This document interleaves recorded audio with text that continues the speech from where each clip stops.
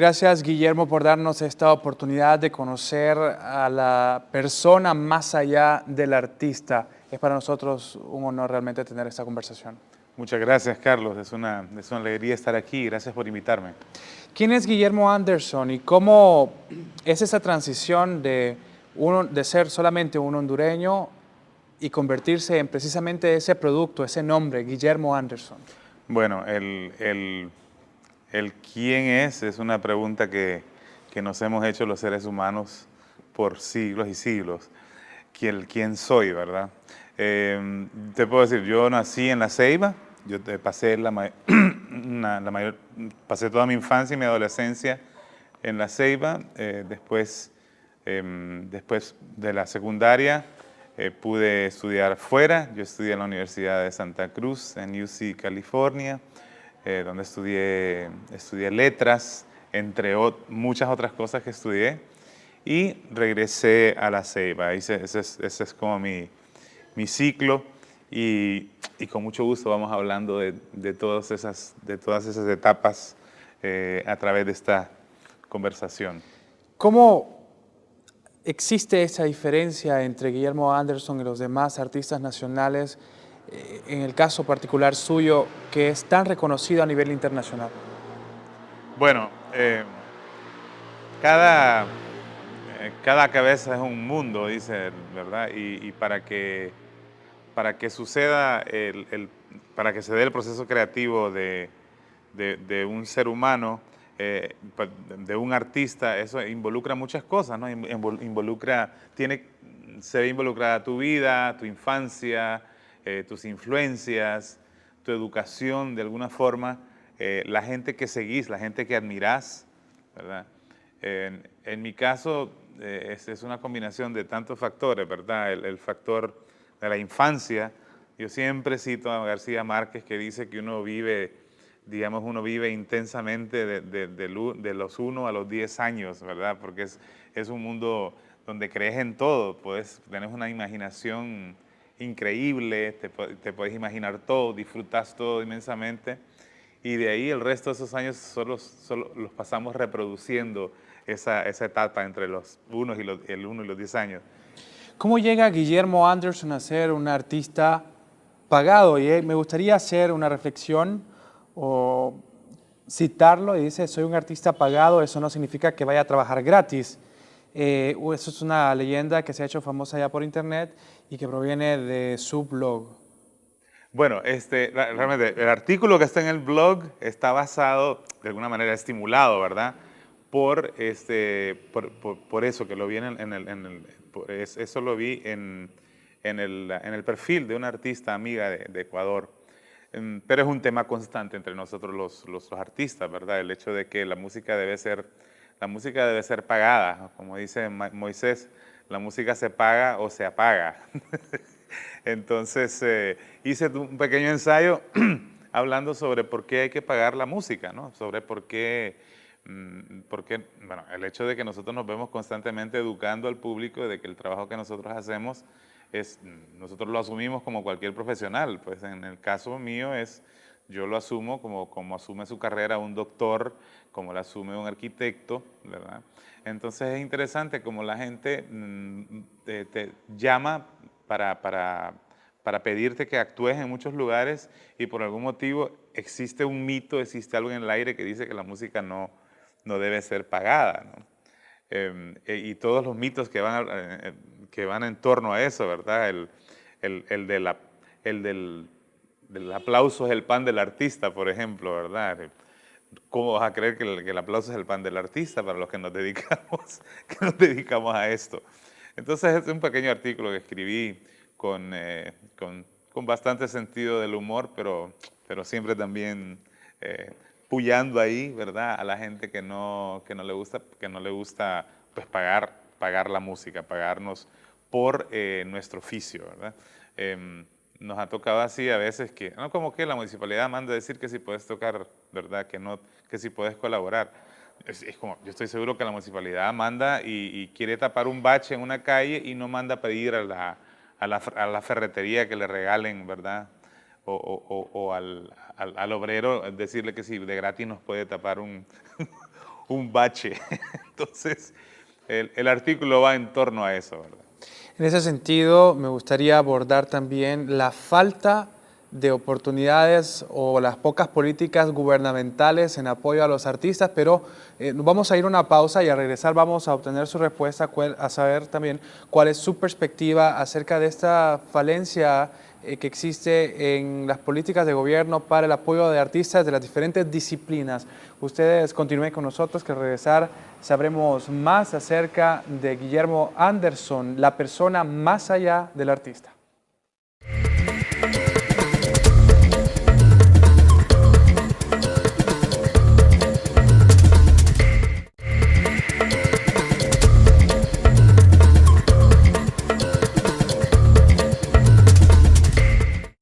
Gracias por continuar con nosotros y antes de irnos a la pausa, conversábamos con Guillermo Anderson acerca de esta falta de políticas públicas que estén enmarcadas en un apoyo para los artistas y que de esto sirva también para estimular el surgimiento de nuevos artistas de las diferentes disciplinas. ¿Cuál es su perspectiva acerca de esta situación, de esta falencia gubernamental? Ver las políticas culturales de un país y ver el papel que juega un gobierno en la vida cultural de un país, para verlo hay que verlo de una manera integral como todo. Somos un país que tiene grandes retos, las prioridades no necesariamente están establecidas de manera muy sabia, eso todos lo sabemos, y la cultura ocupa un papel, ocupa un lugar bastante triste en la vida y en lo que nuestros gobiernos consideran importante. Sabemos, por ejemplo, que tenemos nuestro Ministerio de Cultura es el que menos presupuesto tiene y todos los años lo cortan más, por ejemplo. Pero yo creo que en general, si lo vemos de forma integral, somos un país que también tiene grandes retos con respecto al analfabetismo. Y el analfabetismo no solo significa que no sabes leer, ahora con los nuevos conceptos de la UNESCO, el ser analfabeta, para que no seas analfabeta te dicen que hay que hablar por lo menos 2 idiomas bien, poder manejar 2 programas de computadora, tener fundamentos de muchos conceptos del mundo actual, ¿verdad? Como de ambientalismo, que sepas qué quiere decir la ecología, cómo puedes conservar, qué es reciclar. Y pues también todo eso implica que tengas una cultura general, ¿no? El mundo para que podamos competir hoy en día pide que los países puedan tener, digamos, referencias, que los seres humanos tengamos referencias culturales generales, ¿verdad? En nuestro país especialmente digamos, los gobernantes en nuestro gobierno no existe una conciencia sobre la importancia de la cultura en el desarrollo. Es un reto todavía hacer entender a nuestros gobernantes el papel fundamental que juega, que puede hacer el desarrollo cultural, la cultura dentro del desarrollo. Otros países lo han entendido, que no son países necesariamente ricos, pero han entendido la importancia de la cultura. Aquí nuestro vecino, Costa Rica, lo ha entendido muy bien desde los años 60, ¿verdad? Que no podemos desarrollar un país sin desarrollar su cultura. Pero eso todo va acompañado de toda una serie de factores. Por supuesto, inculto no precisamente significa iletrado y la pobreza en Honduras es otro flagelo de este país y vemos cómo el talento humano se está yendo de Honduras y en ese sentido también usted se identifica a través de sus canciones con los inmigrantes, con los niños inmigrantes. ¿Cómo ha sido ese trabajo con niños inmigrantes?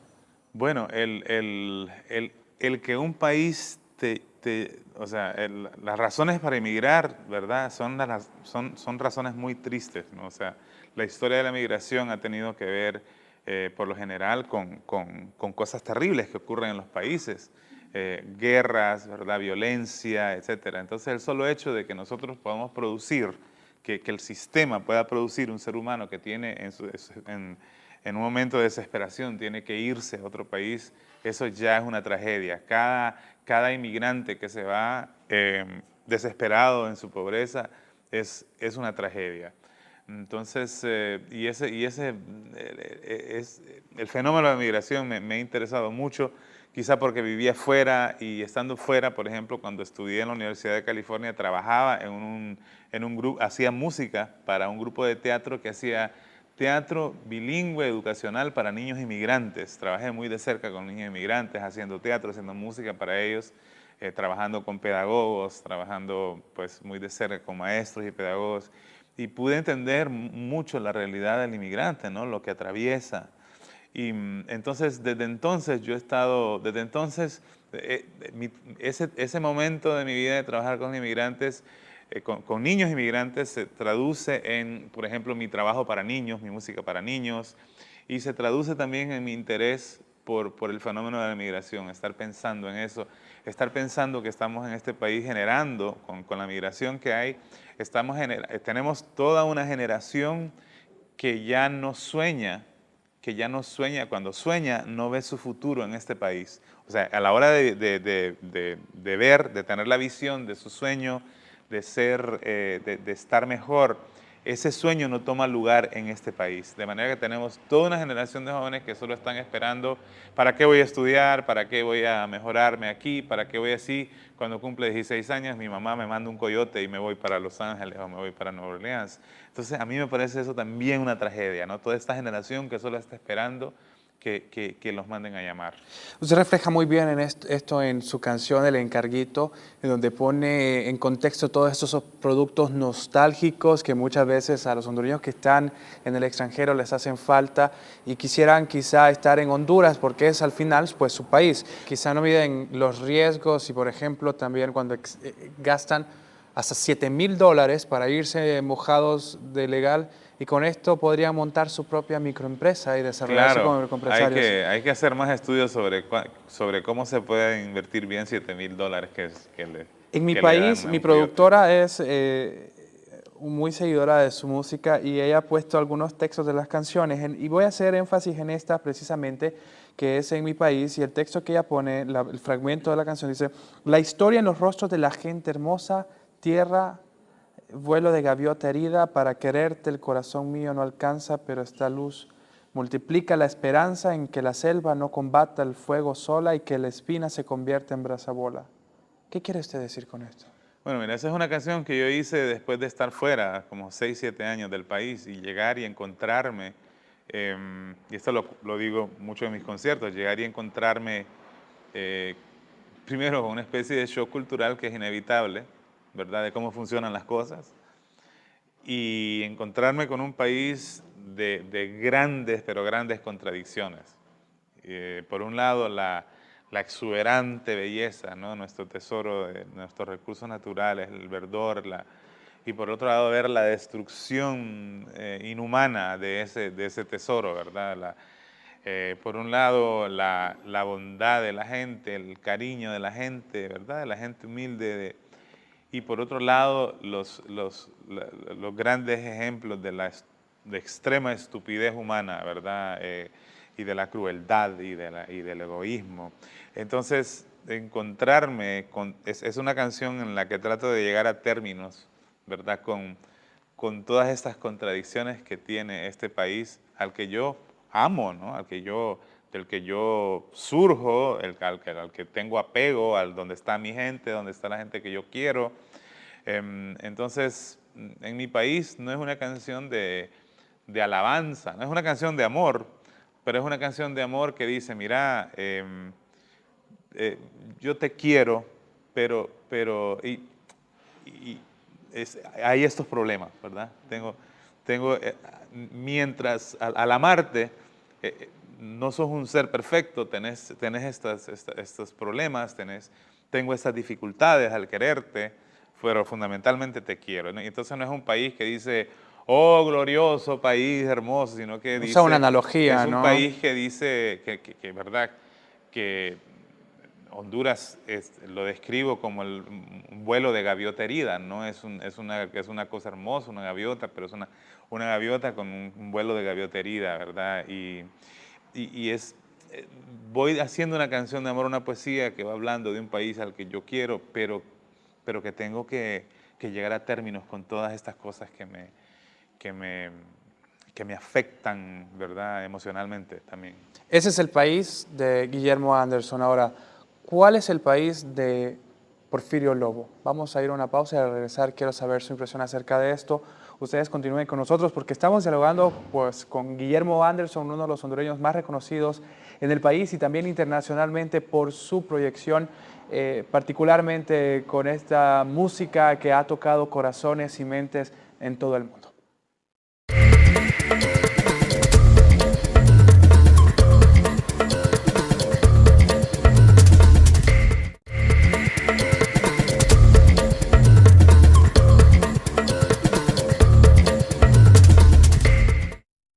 Gracias por continuar con nosotros. Antes de irnos a la pausa, hablábamos con Guillermo Anderson acerca de cuál es su perspectiva sobre este país gobernado por Porfirio Lobo Sosa. En los últimos 2 años del gobierno de Porfirio Lobo Sosa se ha incrementado la ola de violencia, aunque las autoridades mencionan de que esto ya venía en ascenso, digámoslo de esta manera, desde los gobiernos anteriores. ¿Cuál es su opinión acerca de esta situación crítica que estamos viviendo como país?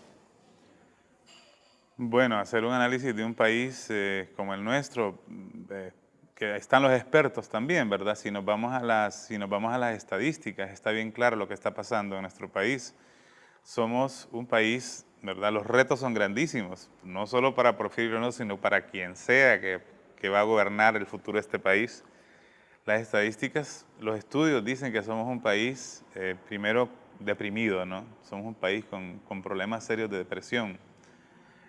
Y yo, por mi lado cultural, digo, somos un país con un serio problema y un serio reto de identidad nacional. No ha habido un esfuerzo, ¿verdad?, por, porque sintamos orgullo de dónde venimos, qué somos.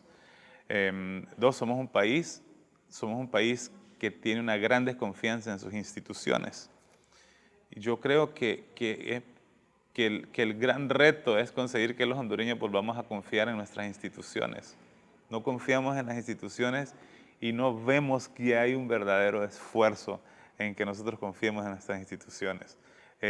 O sea, es una decepción tras otra, ¿verdad? Yo creo que los hondureños todavía no estamos viendo la luz, no estamos viendo una luz al final del túnel que va a lograr que nosotros volvamos a confiar en las instituciones. Por ende, somos un pueblo dividido a hoy ideológicamente, dividido con clases sociales todavía más marcadas. Somos un país con un serio problema de identidad y yo creo que ese es el gran reto que volvamos a confiar en nuestras instituciones. Los jóvenes no confían en las instituciones, incluso la confianza en las iglesias, ¿verdad? No digamos en los partidos políticos, se viene abajo. Yo como hondureño, pues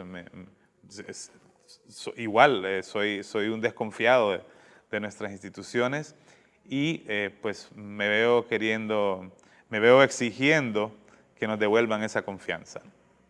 Ahora me gustaría abordar un poco más acerca de su perspectiva de cómo podemos mejorar como país en 2 puntos importantes. Uno, el desarrollo cognitivo de nuestras personas, es decir, la escolaridad, la aceptación, integración a las otras culturas de nuestros pueblos autóctonos y por otra parte también crecer en la demanda de productos nacionales, particularmente en la música nacional, porque mucho que está ocurriendo entre la juventud es precisamente que están consumiendo música extranjera, que también al final se vuelve parte de este proceso de globalización, si lo podemos llamar de esta manera. Pero ¿cómo vamos entonces a consumir música nacional? ¿Qué propone usted?